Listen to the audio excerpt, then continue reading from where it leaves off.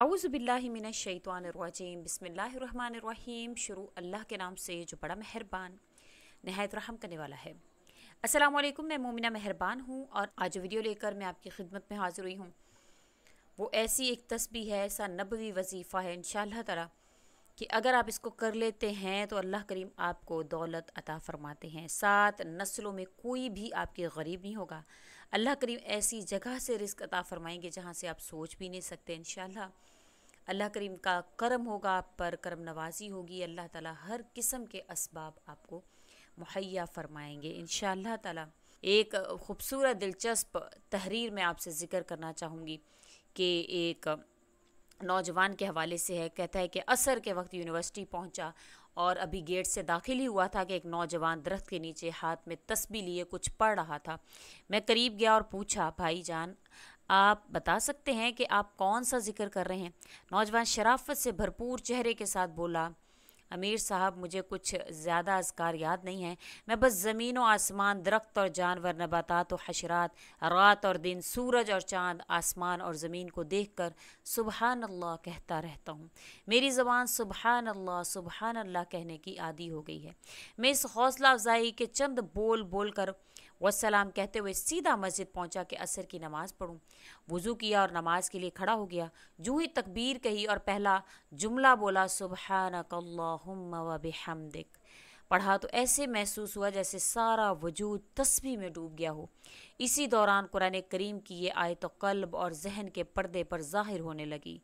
सब्बह बिहम्दि रब्बिका हैना तक़ूम, अपने रब की हम्द के साथ तस्बीह करो जिस वक्त तुम खड़े हो। सूरह तूर की आयत नंबर 48। फिर रुकू गया तो हैरान रह गया कि वहाँ भी सुबहान रब्बियल अज़ीम सिखाया गया। फिर खड़ा हुआ और नमाज के सबसे अहम रुकन सजदे में पेशानी रख दी। और अब ये हालत वो थी जिसके बारे में हदीस में है कि इंसान अल्लाह के सबसे ज़्यादा करीब होता है। मैंने सोचा कि इतनी कुर्बत वाली हालत में तो कोई ऐसा जुमला सिखाया जाएगा जो सारी दुनिया से मुझे काफ़ी हो जाएगा। मैं इस सोच व विचार में पेशानी ज़मीन पर रख ही रहा था कि ज़बान से बेख्तियार होकर निकला, सुबहान रब्बियल आला। मैं नमाज़ पढ़कर क्लास में तो गया लेकिन जहन तस्बीह के नूर में फंसा रह गया। इस नूर के हाले में रह गया। कुरान और हदीस की तस्बीह वाले बाग में सैर करता रहा। एक एक आयत जहन में घूमती चली गई और सुबहान अल्लाह के साथ जुड़ती गई। अब देखिए कि हमें कहाँ कहाँ सुबहान अल्लाह कहना होता है। अक्सर लोगों की बातों में, तानों और जुमलों में दिल तंग होता है, तो आपको चाहिए कि आप तस्बीह करें। सूरह हजर की आयत है जिसका तर्जुमा है आयत नंबर 98, जिसका तर्जुमा है, बेशक हमें मालूम है कि उनकी बातों से आपका दिल तंग होता है, तो अपने रब की हम्द के साथ तस्बीह करो और सजदा करने वालों में से हो जाओ। इसमें भी अल्लाह ताला अपनी तस्बीह करने का हुक्म दे रहे हैं। अगर किसी मुसीबत में फंसे हुए हैं, निकलने की कोई राह दिखाई नहीं देती है, तो तस्बीह कीजिए। और अल्लाह ताला कुरान करीम में सूरह स्वाफ़ात की आयत नंबर 144 में फ़रमाते हैं, तो अगर हज़रत यूनस मछली के पेट में तस्बीह करने वाले ना होते तो ज़रूर इस दिन तक इस मछली के पेट में रहते जिस दिन लोग उठाए जाएं, यानी क़यामत तक वो मछली के पेट में ही रहते।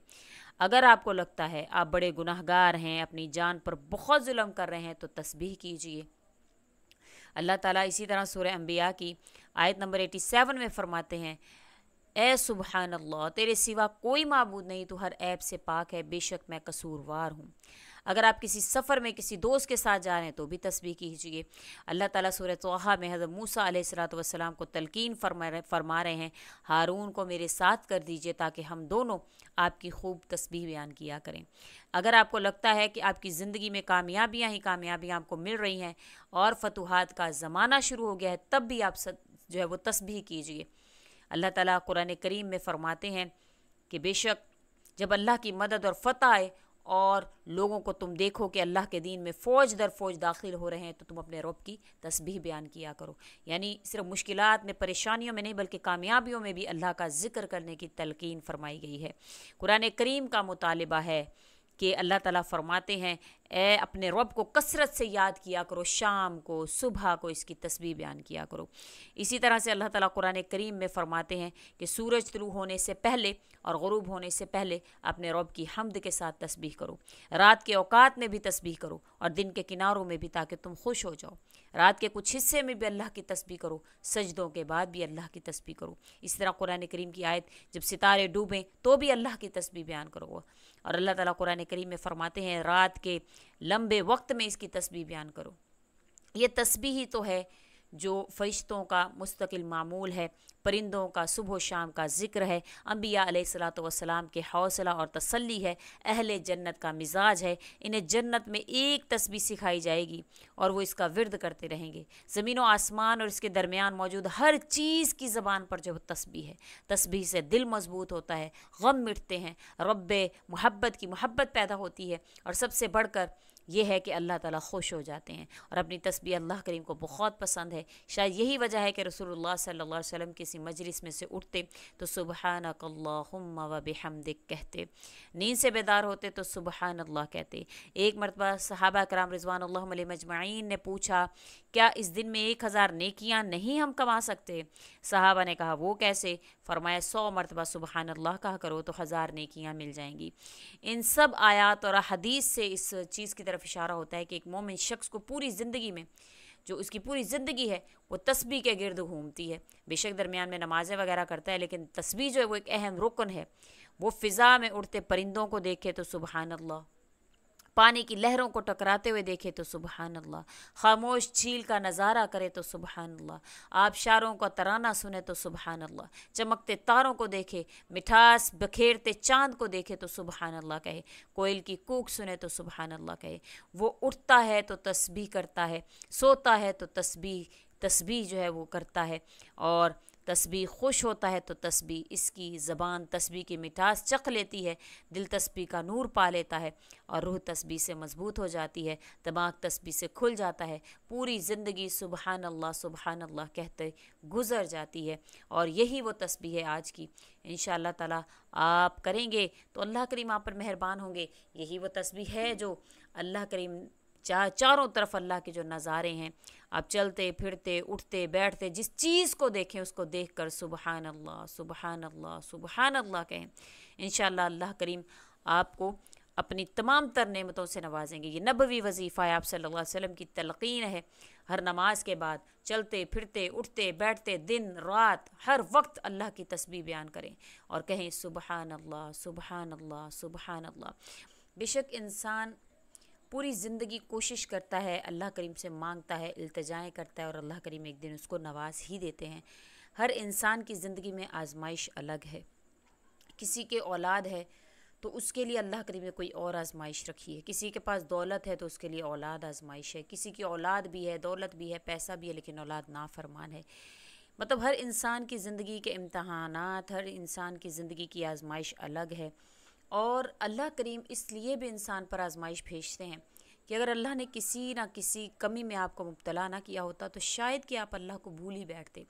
तो ये सोचा करें कि हमारी ज़िंदगी में जो आजमाइश है, जो चीज़ें हैं, वो अल्लाह ने इस वजह से दी हैं कि हम अल्लाह से जुड़े रहें, हमारा अल्लाह से ताल्लुक़ रहे, वरना हम तो अल्लाह को भूल ही जाएँ।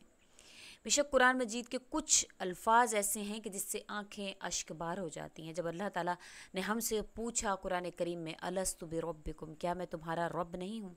हमने कहा बला, क्यों नहीं, आप ही तो हमारे रब हैं। इस पर अल्लाह ताला कितने मान से, कितने प्यार से, कितनी फ़िक्र से पूछते हैं, फ़अयना तज़हबून, फिर तुम किधर चले जा रहे हो?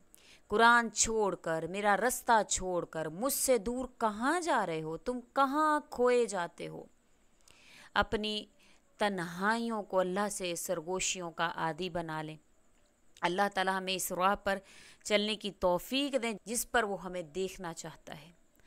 अल्लाह ताला इस दुनिया के गमों से हमें दूर कर दें और सुकून के समरात की लज्जत का मज़ा अल्लाह करीम हमें अता फ़रमाएँ। अल्लाह ताला कुरान करीम में फ़रमाते अतस्बिरून, और हमने तुम में से हर एक को दूसरे के लिए आजमाइश का ज़रिया बना दिया है, क्या तुम सब्र करोगे? अतस्बिरून, क्या तुम सब्र करोगे?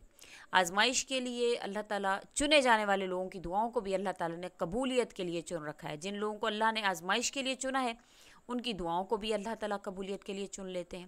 اللہ تعالیٰ فرماتے ہیں کہ وہ تمہارے ہاتھوں کو تب تک خالی نہیں کرتا جب تک وہ انہیں اور بہتر چیز سے بھرنے کا ارادہ نہ کر لے۔ ایسا ہے کہ کچھ چھن گیا ہے تو یہ خوف مت کھائیں کہ اب ملے گا نہیں، اس سے بہتر اللہ کریم نوازیں گے۔